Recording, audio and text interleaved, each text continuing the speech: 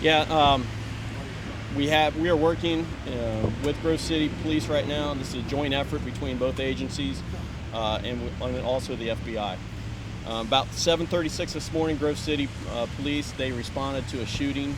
I'm going to let them cover that a little bit later. In return, after they gained some information as to the suspect, they put out an alert to all of Franklin County law enforcement. At approximately 8:01, Columbus Police responded to an address on Hamilton Road where a female had been shot at a dentist office. While coordinating both of those scenes, it was determined that the same suspect, was responsible. The shooting here that happened today was at 9:46. That was between SWAT officers from both the FBI and Columbus Police and the suspect. Now, in between the shooting that we had on Hamilton Road and the one here on Morris Road, investigators were talking to two individuals known to the suspect. They called Columbus Police, said, "Hey, we just got a phone call from Danny. He said that he's killed two people and that he's not going back to jail." We immediately started working with the FBI and trying to locate him. We tracked him to this location.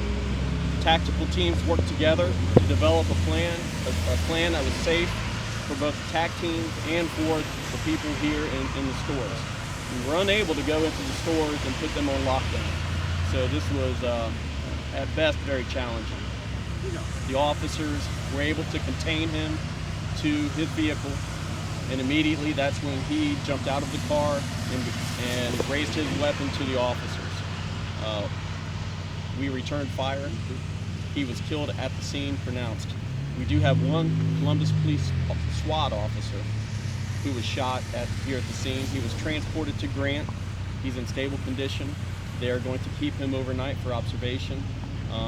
So nonetheless, we're very lucky and fortunate that, he was not seriously injured. He's still shot, but this is a good outcome so far. Now I will take questions. Rich, how about the other the victims here from the other places? Obviously, a child and a woman. I'm going to let Grove City talk about their incident here in a little bit. The woman who was shot on Hamilton Road, she was transported to Grant. She's still listed in critical condition. We're not releasing her name at the time. We're still trying to notify all the family members. The SWAT officer who was shot here, he's a 24-year veteran. He's been with SWAT for a little while now. And we're not releasing his name because not all of his family have been notified. His wife and his children are aware. They're at the hospital. They're with him. But until we notify all the family, we're not going to release his name. Rich, is it accurate that she was in a dental chair when she was shot? Can you tell us any details about that? Well, I want you to understand that. So the question was, was she still in the dental chair? That's an ongoing investigation.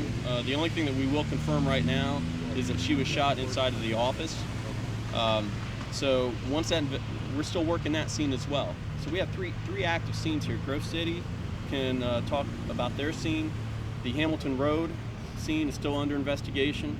And right now, we've got a very chaotic scene here. We've got a lot of challenges just because of the weather, the conditions, the elements. We're working with the local businesses here to pull all surveillance video. And we've gotten a lot of cooperation both from the Sam's Club and the Wal Mart.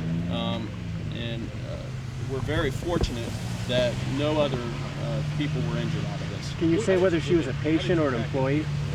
Well, we're not going to talk about exactly how we tracked him here, okay?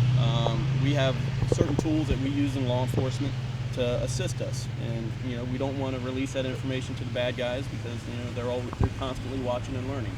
But they work to our advantage, and it was able to bring this to a conclusion. Was it her plainclothes officers? Because that's the safest way that you guys can go about trying to get this guy without alerting everybody else of what was going on, basically? Well, I can tell you this right now. As soon as there was information out as to a possible location, there was plainclothes officers, SWAT officers, uniformed officers.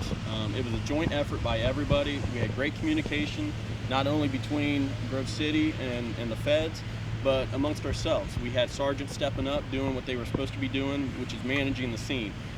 They were taking control of their officers. We were shutting down roadways.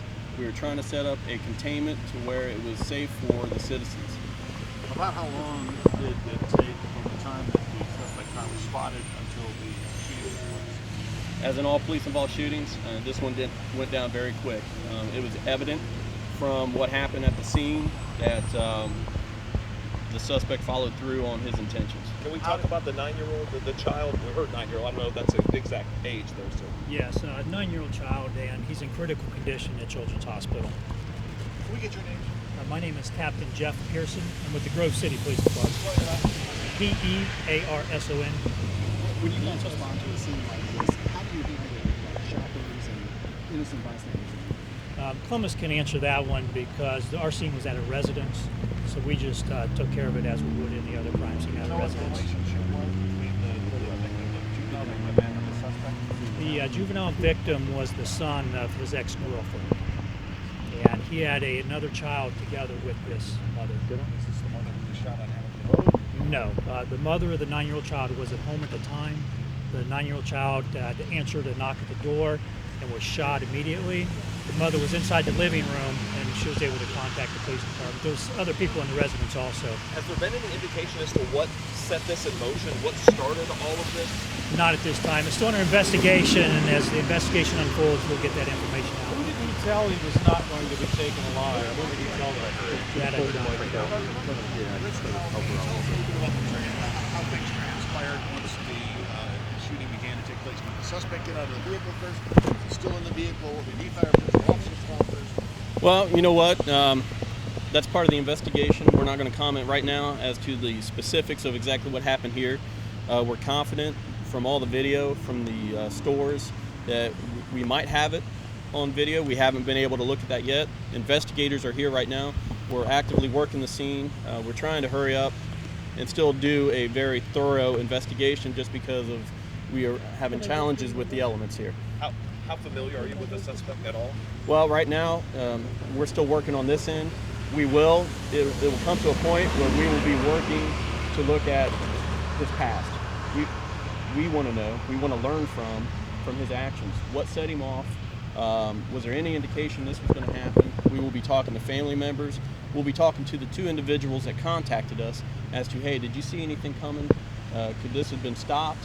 Or was this just something where one day he snapped? Sarge, can you say how you were able to protect the people in Wal Mart and Sam's Club? I mean, there were people coming and going in the parking lot while this shooting was going on. That's very challenging. I mean, anytime that you have a situation where you have a shooter who is very desperate, he's holed up in a car, he's in a very crowded, populated area, it presents challenges. I can tell you this, we don't take it lightly, and they were talking about a tactical plan prior to this. So this was just not cowboys coming in, jumping in, and taking care of business. This was thought out. It was made sure everybody knew what the other person was doing. We were able to contain him with 2 vehicles and kept him in a very small area. You're a hostage negotiator too. Were you in there early, and were you able to do any kind of negotiations before the shooting? Negotiators, we were on alert. We were working up a plan, trying to determine a background, trying to get information. We weren't the only ones. We had SWAT individuals, we had FBI. Everyone was trying to get a background on this guy. So we were advised. Unfortunately, we react to the actions of a suspect, and that's what happened here today. Can you tell us about him, just the particulars?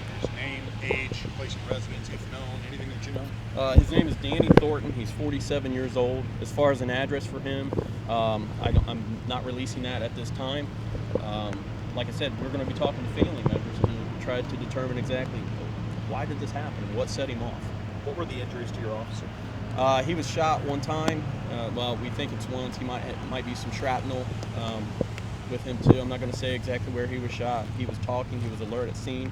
I do want to say that recently, the division, we have gone through training for the entire division for combat first aid, and what that was, it's buddy first aid. And we had uniformed officers on scene that jumped right in and were providing first aid, combat first aid to the officer and his wounds. And I tell you, I mean, I witnessed it firsthand. We had 3 of our officers jump right in, and they were taking care of him. They were putting him at ease. It's very, very humbling. Maybe not the word, but it's frightening to see one of your fellow colleagues laying on on the ground, knowing that they're injured, and everybody wanted to help. You said that essentially Graves has got into open fire? Right now, we have recovered a handgun. It's here at the scene. We will be working, our investigators will be turning that in to our forensics team to determine if he was able to get a shot off or not. All right, so right now, we've got a lot of work that we've got to do, and we're not even to the forensics part yet. We will be working with Grove City and their investigators. We will be collecting the evidence at both of our scenes and work with their investigators to determine if this is the same gun, if there was another gun that maybe we're looking for. So we've got a lot of work to do right now. Captain Pearson, was there anyone else in the home at the time the juvenile was shot beside the mom? Yes, the mother was in the living room, and there were two people upstairs, a 17-year-old child, which is the son of the suspect, and another child. And they were not. No, they were not. Any indication of why he shot a child as he opened the door to this state? We don't know what his motive was at this time, and that'll be part of the investigation process. Hopefully we'll be able to uncover that. You know, obviously our condolences goes out to the family. It's an extremely tragic event, and condolence goes out to the family, not only of the child, but of the officer. Okay, thank you. Again, that's Rich Weiner, and Grove City Police also here on the scene.